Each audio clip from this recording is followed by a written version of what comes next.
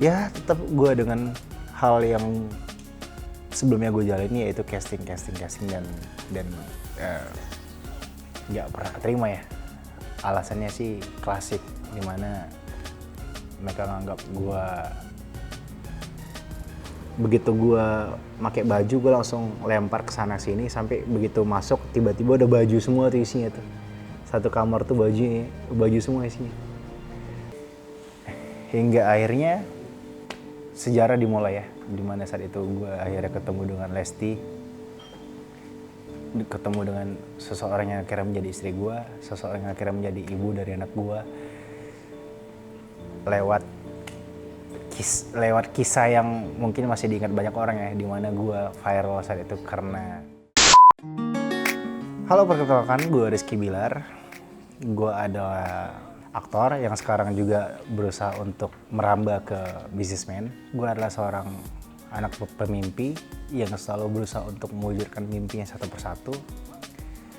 Seorang anak dari keluarga biasa yang punya cita-cita luar biasa. Gue berangkat dari seorang anak yang ya seperti umumnya pada kalian, bersekolah, melakukan kenakalan pada umumnya, lalu sampai akhirnya gue mulai terjun ke dunia yang akhirnya membesarkan nama gue, yaitu lewat dunia entertain. Pada awalnya juga gue gak pernah nyangka sebelumnya gue benar-benar menyelami dunia entertain, karena jujur gue dulu sempat hanya ingin menjadi, bukan hanya sih, cita-cita gue dulu simple sebenarnya, bagaimana gue bisa bekerja dengan rutinitas yang mana uangnya itu, gajinya itu cukup untuk memenuhi kebutuhan gue sehari-hari. Gue dulu pengen banget jadi guru sebenarnya, guru olahraga. Gue juga sempat punya cita-cita jadi pemain bola. Cuman pada akhirnya bukan itu dunia gue jalani. Di satu momen hidup gue berubah ketika gue mulai mengenal orang yang akhirnya memperkenalkan gue dengan dunia modeling, di mana orang ini yang mengenalkan gue untuk menjadi seorang model. Lalu gue sempat mengikuti perlombaan model, yaitu Cover Guest Aneka IS di Jakarta, dan kebetulan gue alhamdulillah juara 1. Dari situ gue mulai casting, gue mulai coba-coba saat itu, casting di sana, casting di sini, namun hasil yang gue dapat adalah nihil. Gue nggak pernah keterima, tapi saat itu gue masih bersekolah, jadi gue nggak bisa seriusin atau nggak bisa menekuni dunia entertain ini karena masih kebagi dengan pendidikan. Namun setelah lulus gue mulai berpikir untuk mulai serius dengan dunia entertain.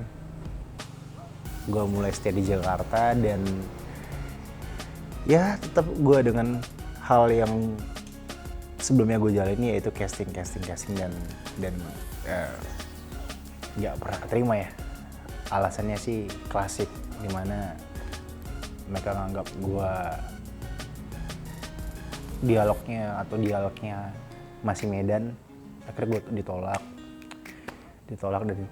dan itu berlaku seterusnya sampai gue akhirnya mendapatkan kesempatan di sinetron 2014, yang mana gue saat itu mulai dapat peran penting. Gue bermain sebagai salah satu dari 5 pangeran yang ada, di mana saat itu pemainnya menurut gue cukup mumpuni dan sudah punya nama saat itu ya. Namun takdir berkata lain, itu bukan sinetron gue yang tayang pertama kali, karena sinetron itu gagal tayang, hanya promo doang. Tapi justru alhamdulillah itulah yang ngebuka jalan gue. Pada akhirnya gue bisa syuting sinetron lewat PH tersebut.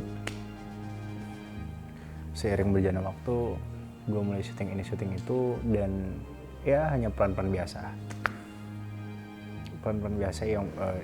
yang mana hanya cukup untuk memenuhi kebutuhan gue sehari-hari lah saat itu gue dibayar sekitar 1.750.000 dan menurut gue itu penghasilan yang sangat lumayan buat gue saat itu ya.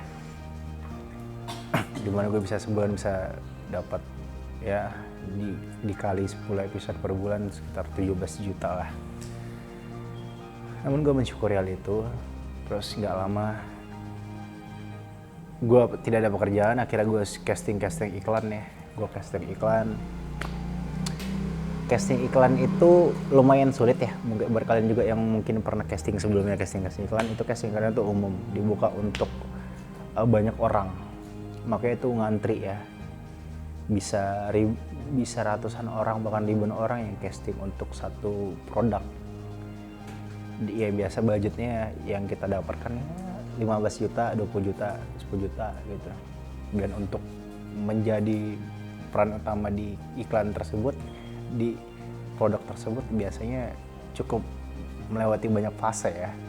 Yang pertama casting, lalu kita test look, workshop, sampai akhirnya mereka memutuskan untuk memilih kita sebagai peran utama dalam model video klip, model iklan tersebut. Berarti ada 3 fase atau 4 fase lah yang harus kita lewatin, dan itu cukup sulit. Karir gue mulai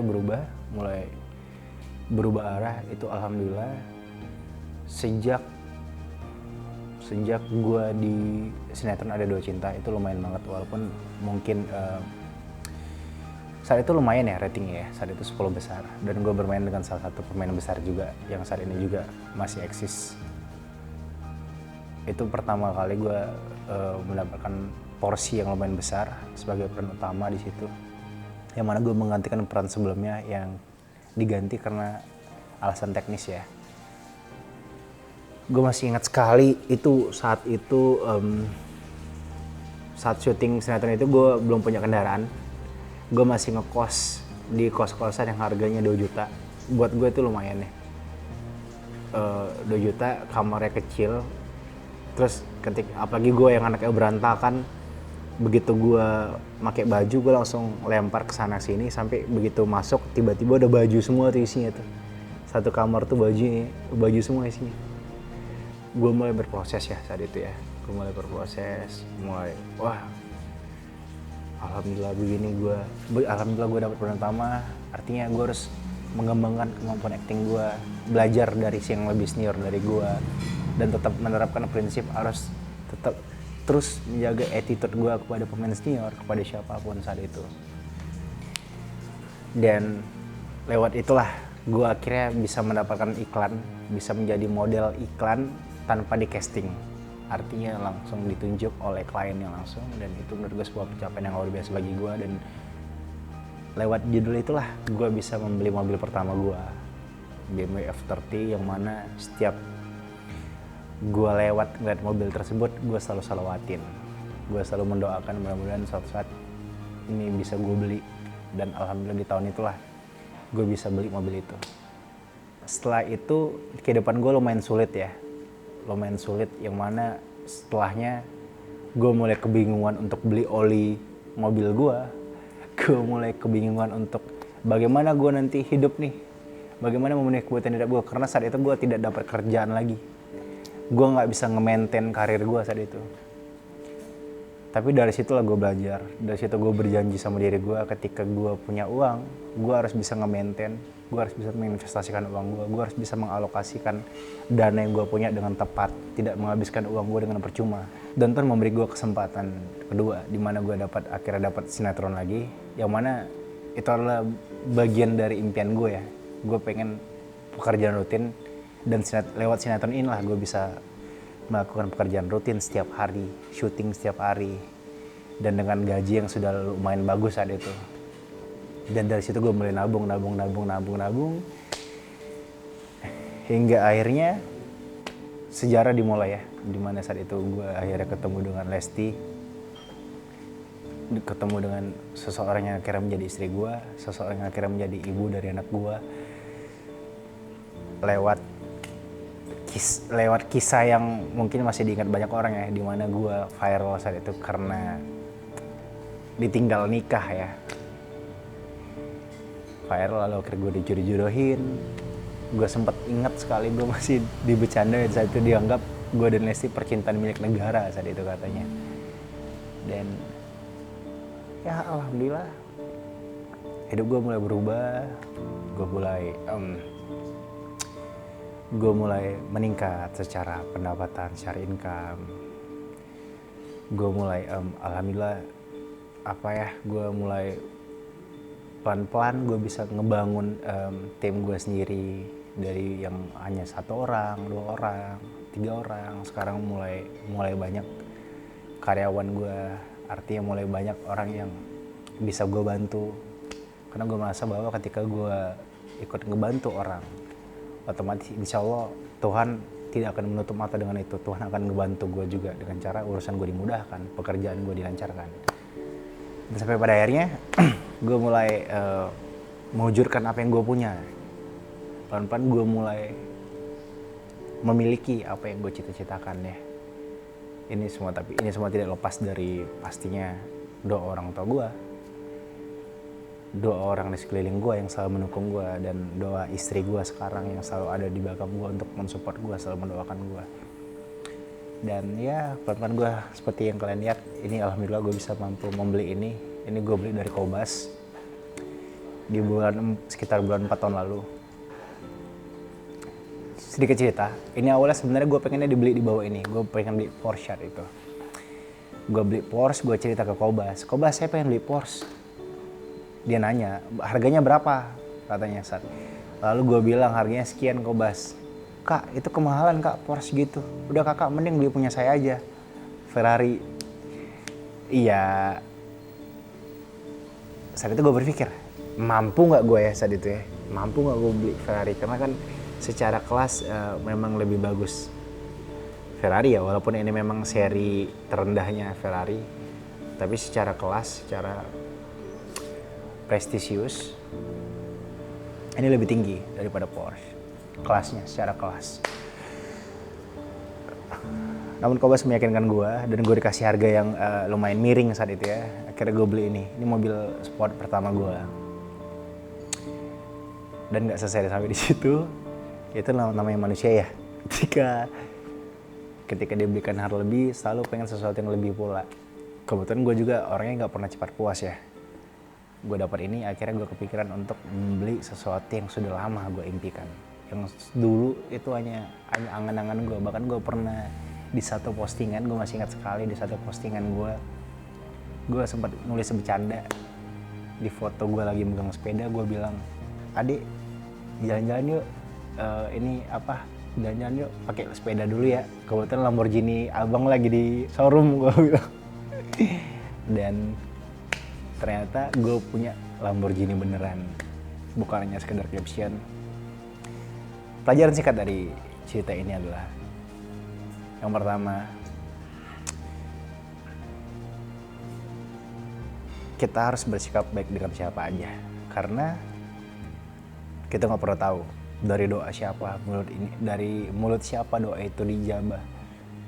Jadi jangan pernah lelah untuk berhenti berbuat baik. Dan kedua, tetap selalu memuliakan orang tua. Dan ketiga, jangan pernah takut rezeki akan hilang ketika menikah. Alhamdulillah rezeki gue sekarang semakin berlipat ganda setelah gue menikah. Dan selawatin juga, jangan pernah ragu untuk bermimpi. Tapi bermimpi secara nyata ya. Dimana bermimpi yang gue maksud adalah kita tidak hanya bermimpi, kita harus harus mengucapkan dulu, memikirkan, lalu bertindak supaya mimpi kita itu menjadi nyata. Dan inilah lewat mimpi-mimpi ini, semuanya ini lewat mimpi-mimpi nih. Siapa sangka caption gue dulu di tahun 2018 ternyata beneran gue punya. Gue bener-bener bawa istri gue pakai ini gitu. Dan ya itu sedikit cerita dari gue. Dan nah, selain hal itu yang gue lakukan untuk mencapai kesuksesan gue, alhamdulillah gue juga punya salah satu hal yang bikin gue sukses. Tidak hanya sukses secara sikap ya, tapi juga secara penampilan. Ini MS Glow for Men Sunscreen Spray, dimana MS Glow ini ngebikin wajah gue lebih fresh, wajah gue lebih cerah.